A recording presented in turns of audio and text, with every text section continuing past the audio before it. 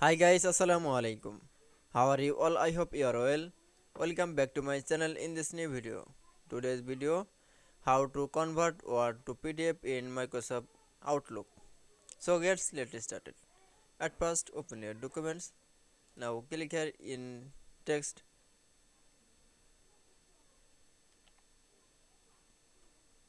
and go to the file menu option and click here save as option and click for the download as PDF and click for OK and download option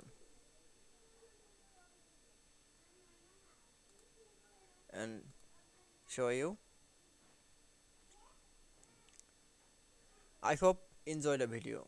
Please like, comment, share and subscribe my channel. Thanks for watching.